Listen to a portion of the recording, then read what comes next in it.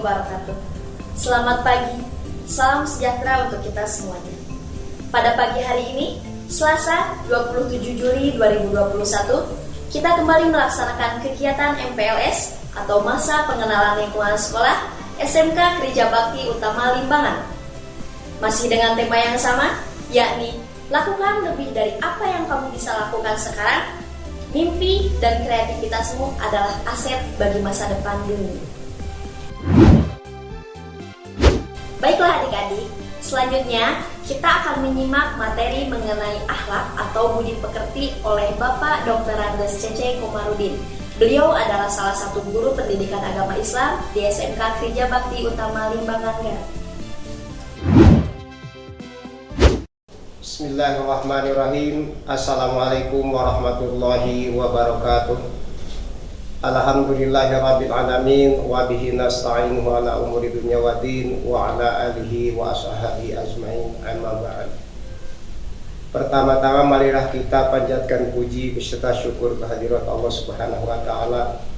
Alhamdulillah wa syukru ala ni'amillah, pada hari ini kita dapat berjumpa di dalam acara MPLS, di mana berjumpa di sini adalah berjumpa di udara. Walaupun begitu, mudah-mudahan perkenalan pertama kali hari ini sekaligus materi untuk MPLS tentang budi pekerti. Ini lebih dahulu perkenalan, nama Bapak Dr. Andes C.C. Komarudin. Adapun pelajaran yang dipelajari, yang diajarkan oleh Bapak, yaitu PAI atau Pendidikan Agama Islam, tapi hanya di kelas 3 atau kelas 12 saja. Nah, oleh karena itu, walaupun hanya di kelas 3 atau di kelas 12, ini saya perkenalkan ini lebih rakat lagi, lebih kuat lagi, dan lebih mengenal kepada Bapak. Adapun tadi materi yang akan kita dalami pada kesempatan hari ini, yaitu tentang akhlak, di mana akhlak ini adalah merupakan kualitas muslim. Karena selain daripada iman yang kuat, imun yang sehat, ini adalah akhlak yang lebih utama. Karena Rasulullah SAW diturunkan atau diutus oleh Allah itu adalah untuk diutami makarimal akhlak, yaitu untuk menyempurnakan masalah akhlak. Adapun masalah akhlak ini ada dua, yaitu akhlakul mahmudah dan akhlakul mazmumah, atau akhlak yang buruk dan akhlak yang baik. Yang wajib kita miliki selaku muslim adalah akhlakul karimah atau akhlak yang baik. Apa sebabnya? Sebab akhlak yang baik itu akan menimbulkan dan mengembangkan berbagai macam kebaikan. Di antaranya masalah akhlak terhadap diri kita sendiri. Karena apa? Karena dalam Al-Quran, ku angkusakum wa ahlikum nar, jagalah, peliharalah diri kita. Dari apa? Yaitu dari api neraka. Dalam arti masalah akhlak, banyak orang yang ilmunya tinggi, masalah imannya atau kepercayaan kepada Allah itu tinggi, ternyata akhlak yang kurang. Pada kesempatan hari ini, mari kita renungkan dan mari kita perhatikan tentang kehidupan kita sehari-hari tentang masalah akhlak. Baik akhlak kepada diri pribadi maupun akhlak kepada Allah atau akhlak kepada sesama manusia. terutama dalam kehidupan kita ini adalah akhlak kepada sesama manusia. Di antaranya masalah akhlak kepada manusia bisa dengan berbagai macam. Boleh dengan bahasa yang baik, itu dengan perbuatan juga yang baik. Nah, bahasa yang baik itu harus kita perhatikan. Bahasa kepada yang lebih atas, bahasa kepada sesama, dan bahasa kepada yang lebih muda. Apa sebabnya? Sebab sekarang itu bahasa atau kata itu tidak bisa dibedakan mana untuk orang yang lebih atas usianya, mana bahasa untuk sesama, dan mana bahasa untuk di bawah atau yang lebih muda. Nah, ini bahasa kepada orang tua itu harus baik. Di dalam bahasa Arab itu ubayyi ustadi an akhtari ma ustadi an aqra al-Qur'ana yaumi. Ini adalah bahasa yang baik. Itu adalah bahasa yang tidak menyakiti, ya, atau menyinggung perasaan orang lain. Terutama ini adalah bahasa kepada orang tua. Ini banyak anak-anak atau manusia yang sudah melupakan bahasa terhadap orang tua. Suka disamakan bahasanya, disamakan perkataannya, sedangkan oleh Allah diperintahkan untuk menghormati, untuk baik itu dengan bahasa yang tutur kata yang baik kepada orang tua.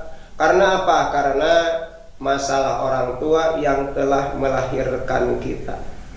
Juga guru, walaupun guru tidak melahirkan, tetapi tetap guru itu adalah merupakan suatu perwakilan daripada orang tua pada waktu di sekolah. Maka bahasa ke guru itu harus diperhatikan.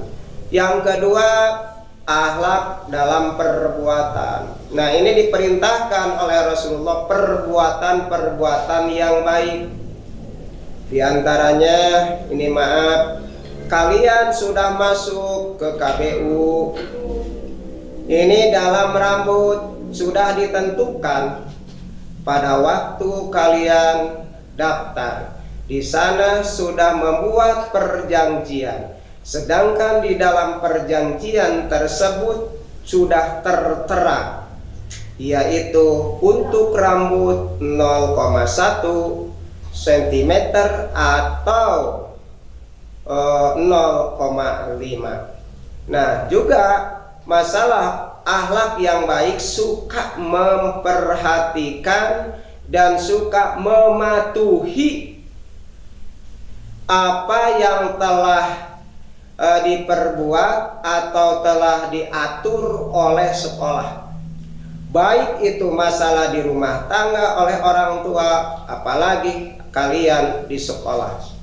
Walaupun pada saat ini situasi dan kondisi, yaitu dengan adanya penyakit atau musibah dari Allah, kita tetap harus mematuhi peraturan sekolah walaupun dengan melalui daring. Di antaranya tadi masalah rambut yang sudah ditentukan oleh sekolah. Terus masalah akhlak, tingkah laku, walaupun tidak diketahui oleh guru, oleh pembimbing atau oleh wali kelas, tetapi janganlah berstandarkan kepada manusia, tetapi kita harus diperhatikan seolah-olah diperhatikan oleh Sang Khalik, oleh Allah Subhanahu wa taala. Kalau diperhatikan oleh manusia itu hanya terbatas. Ya, hanya terbatas mungkin beberapa jam kalau di sekolah. Atau oleh orang tua hanya yang ada di rumah saja. Tetapi kalau kita punya sifat ihsan, yaitu sifat yang diperhatikan oleh Allah, maka dimanapun, kapanpun, maka akhlak itu akan dijaga, terutama yaitu akhlakul karimah. Supaya apa? Supaya kita ini adalah selamat dunia dan akhirat. Sesuai dengan doa yang kita dawamkan, yang kita aji, yang kita hafalkan pada sehari-hari, yaitu Rabbana atina fid dunya hasanah wa fil akhirati hasanah wa qina adzabannar. Kan kita ini ingin selamat, ingin bahagia, ya, ingin mendapatkan keuntungan dari Allah, maka hasanah fid dunya berarti kita harus mempunyai akhlak yang baik. Kalau melihat tentang sejarah Rasulullah Sallallahu Alaihi Wasallam, bagaimana akhlak Rasulullah Sallallahu Alaihi Wasallam, baik itu terhadap orang tua, terhadap sesama, dan terhadap yang lebih muda. Janganlah, sekali lagi, janganlah kita menyamakan bahasa dengan orang tua, bahasa dengan sesama. Maka kita harus betul-betul belajar bahasa, baik bahasa Indonesia yang baik maupun bahasa Sunda yang baik. Terutama ini adalah tanda-tanda anak atau tanda-tanda orang yang baik akhlaknya itu adalah tidak mengatakan, tidak berbicara yang kasar, tidak berbicara dengan menggunakan kalimat hewan, nama hewan, atau kalian udah tahu ini, maaf, seperti kalimat gogok, ya, kalbun. Itu kan umat Islam. Kalau umat Islam sudah mengatakan kalimat gogok atau kalimat kalbun dalam bahasa Arab, maka kalau melihat masalah konsekuen daripada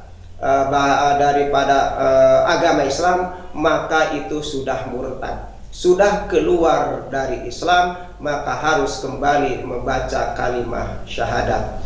Maka oleh karena itu Bapak titipkan kepada kalian, walaupun hanya sesaat ini, walaupun hanya sebentar, walaupun hanya beberapa menit, tetapi Bapak titipkan kepada kalian yang mau masuk ke sekolah ini, marilah kita jaga diri pribadi kita, jaga nama orang tua, jaga masalah sekolah, jaga masyarakat. Khairun nasi anfa'uhum linnas. Itulah termasuk daripada hadis Rasulullah Sallallahu Alaihi Wasallam. Sebaik-baiknya manusia adalah manusia yang berguna, baik diri pribadi maupun untuk orang lain. Itu adalah yang termasuk ke dalam masalah akhlak kepada sesama manusia. Adapun akhlak kepada tumbuhan juga mempunyai perasaan, mempunyai ingin disayang. Maka oleh karena itu kita selaku manusia harus menyayangi kepada tanaman, menyayangi kepada tumbuhan, kepada pohon-pohonan. Insya Allah apa yang kita sayangi maka akan memberikan manfaat. Ahsin kama ahsanallah. Berbuatlah kalian, berbuatlah kita, berbuatlah semua makhluk atau terutama manusia baik, maka Allah akan memberikan kebaikan kepada kita semua. Itulah hanya sebentar walaupun hanya sebentar, ini adalah untuk mengisi daripada MPLS materi budi pekerti, menjadikan suatu dorongan, suatu penarik bagi kita supaya kita lebih memperkuat akhlakul karimah, terutama jagalah diri kita dari apa? Dari api neraka, dalam arti akhlak yang mengakibatkan masuknya ke dalam hal-hal yang menjadi masuknya ke dalam neraka. Rupanya sekian saja ya. Mudah-mudahan pertemuan kita ini lebih panjang lagi nanti. Mudah-mudahan mari kita berdoa kepada Allah, mudah-mudahan situasi dan kondisi pada kesempatan ini, yaitu dengan adanya masalah corona, dengan adanya musibah ini adalah mudah-mudahan Allah mempercepat menghilangkan berbagai macam bencana sehingga menjadi normal kembali, kita bisa berjumpa secara langsung. Sekian saja. Assalamualaikum warahmatullahi wabarakatuh. Telah kita simak bersama materi yang disampaikan oleh Bapak Dr. Andes Cece Komarudin. Semoga apa yang beliau sampaikan dapat bermanfaat bagi kita semuanya. Nah, seperti yang adik-adik ketahui bahwa di SMK Gereja Bakti Utama Limbangan ini kita mempunyai seragam yang berbeda dari seragam sekolah-sekolah yang lainnya. Apa sih seragamnya? Bagaimana sih seragamnya? Mari kita simak bersama penjelasan dari Kang Nur Hakim SS selaku Koordinator Kedisiplinan di SMK Gereja Bakti Utama Limbangan. Bismillahirrahmanirrahim. Assalamualaikum warahmatullahi wabarakatuh.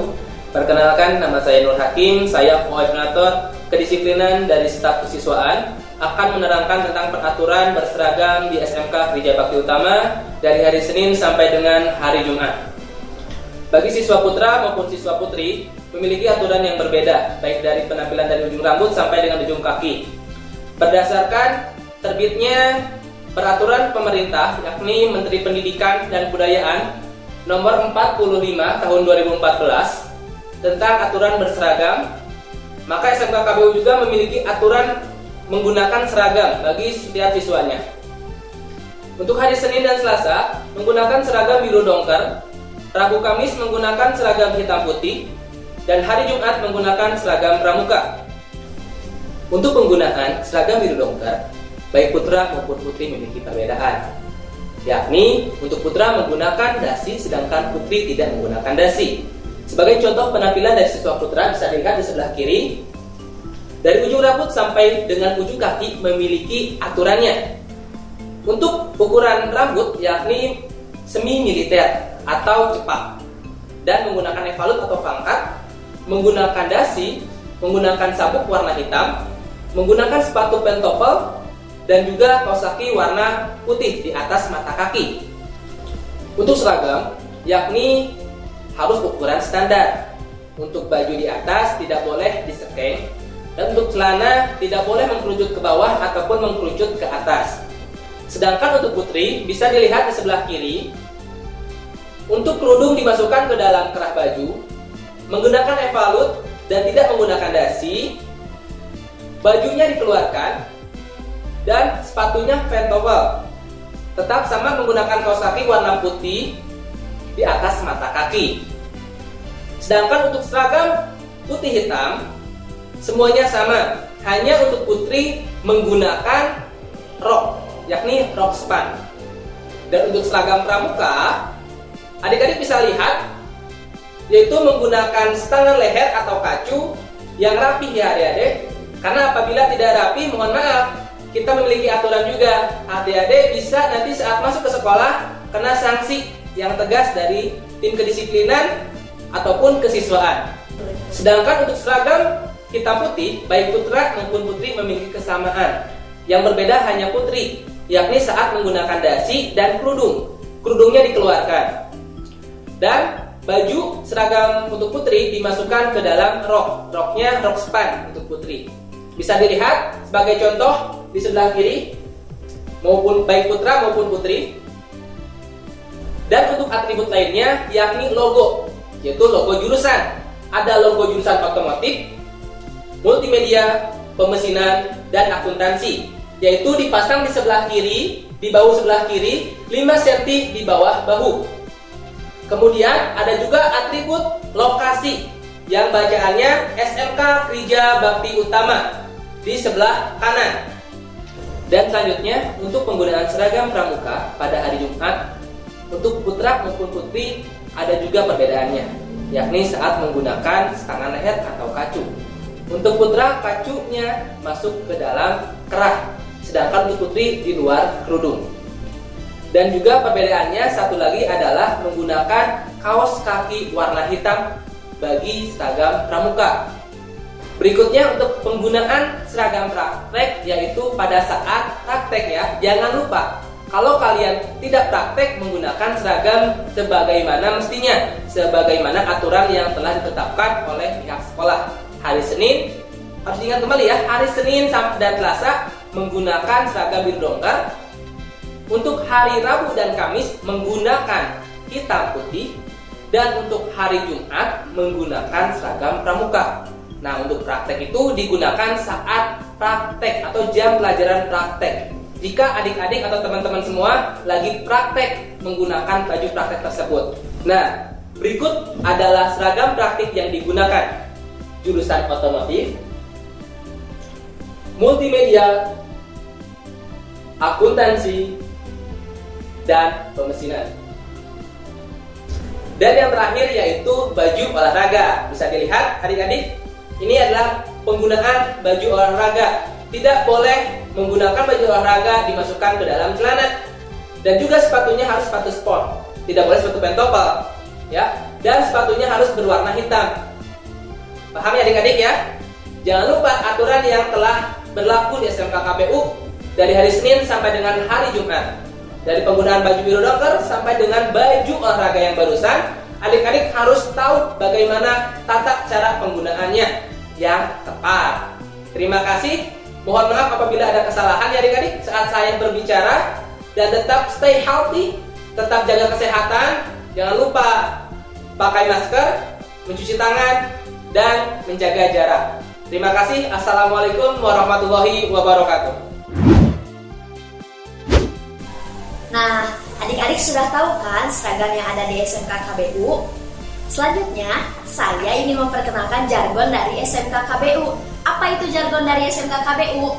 Jika ada seseorang yang berteriak KBU, kalian harus jawab is the best. Seperti contoh, KBU is the best, KBU is the best, KBU mantap. Seperti itu adik-adik jargonnya. Jargon itu biasa dipergunakan setelah selesai upacara, ketika ada guru masuk kelas. Untuk apa? Untuk menambah semangat kita dalam belajar. Bahkan jika adik-adik tersesat, jika adik-adik di gunung, jika adik-adik di pantai, jika adik-adik tersesat, adik-adik bisa teriak KBU.